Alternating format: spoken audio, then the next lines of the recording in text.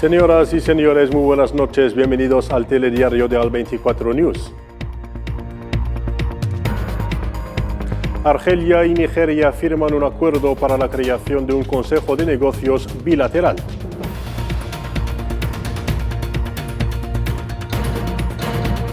La Conferencia Internacional sobre el Cambio Climático COP27 comienza mañana en Egipto con grandes esperanzas por mejorar el clima.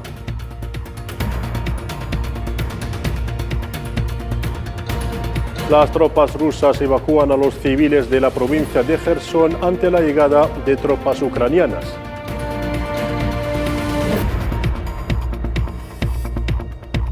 Hola de nuevo. Argelia y Nigeria han firmado hoy en Argel un acuerdo bilateral para la creación de un Consejo de Negocios argelino-nigeriano que tendrá como vocación acercar a los operadores económicos de ambos países e incrementar el volumen de los intercambios comerciales bilaterales. La firma de este acuerdo bilateral se dio al término de una reunión entre el ministro argelino de Asuntos Exteriores y Comunidad Nacional en el extranjero Ramtal Lamamra y su homólogo de Nigeria, Geoffrey Onyema.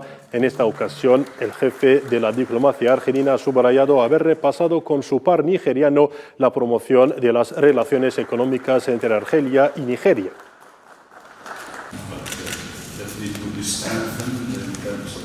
استعرضنا صبيحة اليوم العلاقات الثنائية بين البلدين. Hemos abordado esta mañana las relaciones bilaterales entre nuestros países hermanos, hemos repasado las positivas evoluciones registradas en nuestras relaciones y al mismo tiempo hemos evocado numerosos grandes proyectos que tenemos que realizar para fortalecer la cooperación argelino-nigeriana según nuestras capacidades y potencialidades. Asimismo, obrar para fomentar nuestras relaciones económicas y la integración económica en el continente africano en virtud de las buenas relaciones políticas entre nuestros países y la convergencia de pareceres entre Argelia y Nigeria en las principales cuestiones africanas.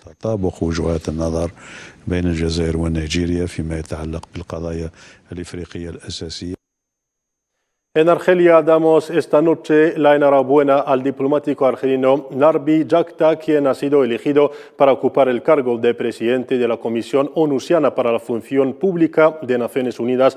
La votación tuvo lugar en la sede de la ONU en Nueva York y viene coronando los esfuerzos de Argelia que despliega en materia de función pública. Lo habíamos dicho en portada, la Conferencia Internacional sobre el Cambio Climático COP27 se abre mañana en el balneario egipcio de Sharm el-Sheikh entre llamamientos de alarma contra el calentamiento del planeta y un gran nerviosismo por el desabastecimiento energético. La COP, hay que recordarlo, es la gran cita anual de las Naciones Unidas para combatir el cambio climático. Comentario a continuación de Sara Ellal. La 27ª Conferencia de las Naciones Unidas sobre el Cambio Climático COP27 comienza este domingo 6 de noviembre en Sharm el-Sheikh, Egipto. Esta COP llega precisamente en un momento crítico para África, el continente menos armado y más expuesto al cambio climático, que está experimentando un aumento de los desastres naturales. Al mismo tiempo, los efectos de la crisis climática ya se dejan sentir. 19 países de África Occidental en total se ven afectados por los peligros climáticos. Más de 1 millón de desplazados por las peores inundaciones que ha sufrido Nigeria, sequías en el Cuerno de África, incendios forestales en California y 1/3 de Pakistán bajo el agua, el verano más caluroso de Europa en 500 años. El jefe de la ONU, Antonio Guterres, ha advertido que la COP27 debe permitir restablecer un ámbito de confianza mientras siguen aumentando las emisiones. La COP27 debe ser el lugar para restablecer la confianza y la ambición necesarias para evitar llevar a nuestro planeta al precipicio climático. En las últimas semanas, informe tras informe pintan un panorama claro y oscuro. Las emisiones siguen creciendo a un nivel récord en lugar de disminuir de 45% para 2030. Como dicen los científicos, las emisiones de gases de efecto invernadero están aumentando en un 10%. Aunque muchos han argumentado que las perspectivas de que esta reunión produzca resultados significativos son, en el mejor de los casos, remotas, y a pesar de todos sus defectos, las conferencias sobre el clima son el único foro sobre la crisis climática en el que las opiniones y preocupaciones de los países más pobres tienen el mismo peso que las de las economías más grandes. Y en materia climática, siempre en vísperas de la celebración de la COP27 en Egipto, les hablaremos en esta página del río del Nilo, cuya importancia para los egipcios es capital, pero además de la contaminación, el Nilo se enfrenta a una serie de desafíos sin precedentes: sobrepoblación, calentamiento global y tensiones internacionales. Menem Labri les explica más. Con más de 6.600 kilómetros, la cuenca del Nilo cubre más de 3 millones de kilómetros cuadrados, o sea, el 10% de la superficie del continente africano, y discurre por 10 países. Por lo tanto, las aguas del Nilo son un recurso importante para unos 500 millones de habitantes del noreste de África. La explosión demográfica y el cambio climático son bombas de relojería que provocan una crisis del agua. Según la ONU, el río se enfrentará a una escasez de agua dulce para 2025 y el río, considerado un dios en la época de los faraones, sufre el peso de las poblaciones ribereñas que dependen de él.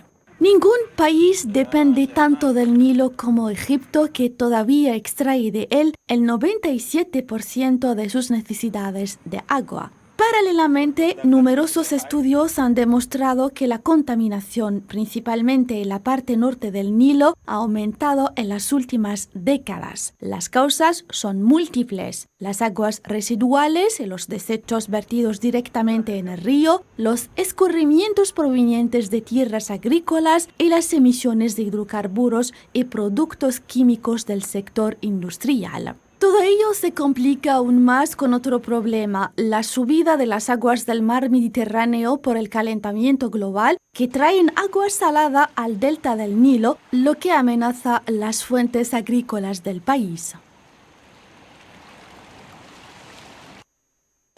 En lo referente a la guerra que opone Rusia a Ucrania, las tropas rusas seguían este sábado intentando evacuar a los civiles de la provincia de Jersón, al sur del país, ello ante la llegada de las tropas ucranianas que seguían avanzando en su contraofensiva. El presidente de Rusia, Vladimir Putin, llamó ayer a evacuar a los civiles de Jersón ante la contraofensiva ucraniana, estimando que los que viven en Jersón deben ser evacuados de la zona de las acciones más peligrosas, porque la población civil no debe sufrir bombardeos, ofensivas, contraofensivas y otras medidas relacionadas con operaciones militares. En Estados Unidos, el presidente Joe Biden y el exmandatario Donald Trump recorren varios estados a 3 días de las elecciones intermedias que podrían paralizar los últimos 2 años del mandato del presidente demócrata y preparar el terreno para un potencial regreso del republicano en 2024.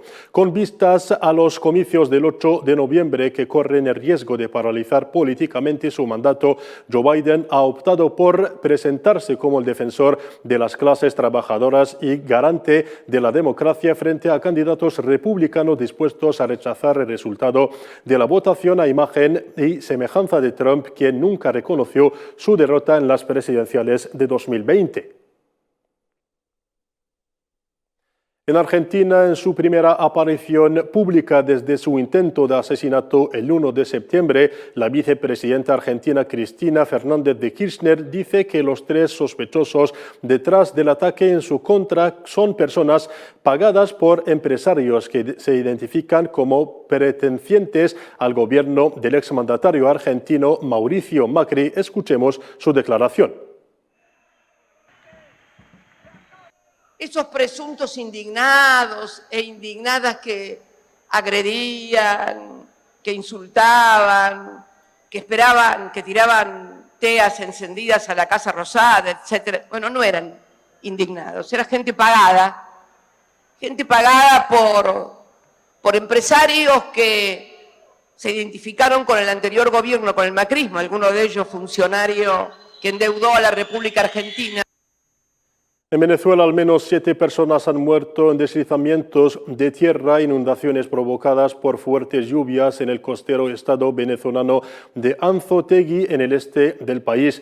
Cerca de 80 personas han fallecido en todo el país debido a fuertes precipitaciones registradas durante las últimas semanas, 54 de ellas en el deslave del pasado 8 de octubre en Las Tejerías, un pueblo del estado de Aragua, centro-norte, de acuerdo con distintos reportes oficiales. Una nueva crisis migratoria en el Mediterráneo. Son algo más de 100 migrantes que se encuentran atrapados en barcos de ONGs internacionales en espera de un puerto de desembarque, algo que les negó ya Italia, un país liderado por los ultraderechistas que entran ya en otro conflicto con las ONGs extranjeras que rescatan a migrantes ante las costas de Libia. En África, los ministros de Asuntos Exteriores de la República Democrática de Congo y de Ruanda han llegado hoy a Luanda, capital de Angola, para una nueva mediación después de una recién intensificación de las tensiones en el este de la República Democrática de Congo, particularmente entre Kinshasa y Kigali. Luanda ya había intentado normalizar las relaciones entre ambos vecinos en julio pasado. Un cese el fuego fue concluido durante una cumbre entre el presidente ruandés Paul Kagame y su homólogo congoleño Félix Tshisekedi.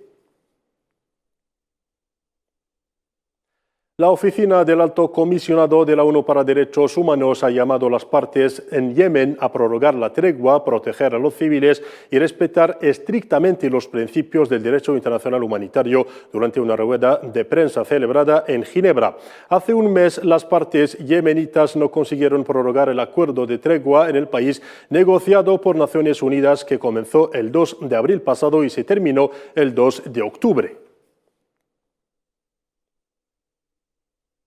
Y tratándose de la situación en la península coreana, las Naciones Unidas han abogado por el reforzamiento de la diplomacia y los canales de comunicación con Corea del Norte para reducir los riesgos de un conflicto en la región. El jefe de la ONU ha expresado su firme condena del lanzamiento por parte de la República Popular Democrática de Corea de un misil balístico, así como los múltiples disparos de misiles hace un par de meses, llamando a Pyongyang a abstenerse inmediatamente de toda futura provocación y conformarse a sus obligaciones internacionales. Algo de cultura ahora. El 4 de noviembre de 2022 celebramos 100 años del descubrimiento de la tumba de Tutankamón, el mayor hallazgo arqueológico de todos los tiempos, y un siglo después. Vamos a ver a continuación los detalles en el comentario de Manuel Labri.